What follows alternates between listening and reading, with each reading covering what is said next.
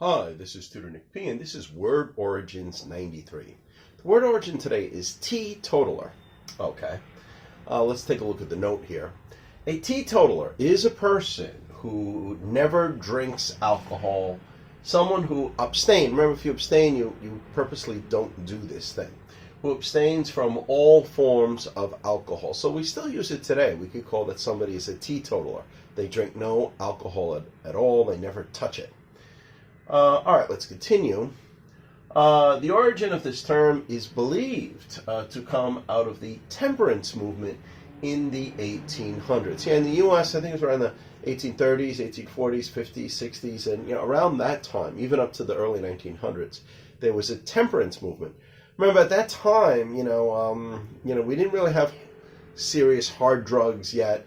Alcohol was kind of like what drugs are today. Today, we still have people who have an alcohol problem, but it's a very small percentage of the population. But back then, alcohol was as big a problem as probably drugs are today. So this is why a lot of people formed this temperance movement at that time. They thought it was just the thing that led a lot of people down a bad road at that time, to not live a good life. Let's continue. During this movement, the members used to have meetings, and they would try to get those who attended to sign a pledge. Pledge is a serious promise not to drink any alcohol at all, to give it up completely. This may be where the total part of the word comes from. So you give it up totally, you give it up completely. It was believed there was one pledger named Richard Turner who proclaimed that he would take the teetotal abstinence pledge. All right, and supposedly this is where this teetotal term actually caught on and became popular from then on. All right, let's continue. There are a few theories as to why he may have said this, as to why he said teetotal.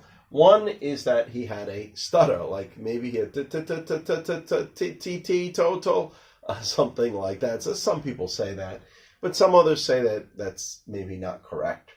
Another is that he may have been drunk at the time. Maybe he attended the meeting and he was already drunk, and he was slurring his words. Yeah, that's the way we describe it of how a drunk person talks. When a drunk person, cannot completely pronounce their words correctly, kind of like that. I'm trying to imitate that of a person who's drunk and they're slurring their words. Okay. Other stories have said that those who pledge would place a T after their name to let everyone know that they were taking a complete, total pledge. So this is another idea of where they think it came from.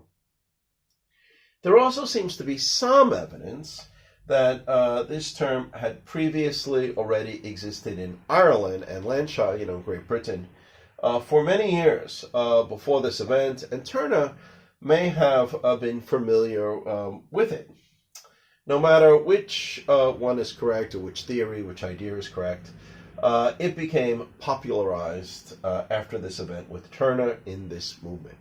Okay, good. So this is why today we still say teetotal. I think in England and Ireland, I don't know, it may have gone out, but in the U.S. we still say somebody is a teetotaler.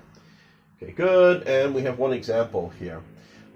You shouldn't have bought a bottle of scotch for our doorman as a Christmas present. Don't you know he is a teetotaler? Okay, could be. Yeah, in the U.S., a lot of people that live in apartments, sometimes they'll give a gift to their doorman at Christmas time. A bottle of scotch could be a common one. But, maybe somebody didn't know. They think, yeah, that's a common one. Let's give him a bottle of scotch. And then they find out. Some other people say, oh, no, he's a teetotaler. Or sometimes people will become a teetotaler because they used to have an alcohol problem, and then they stop, so they don't touch it anymore. So now they're a teetotaler. So these are the ways that we often hear it used. Anyway, I hope you got it. I hope you found it interesting. Thank you for your time. Bye-bye.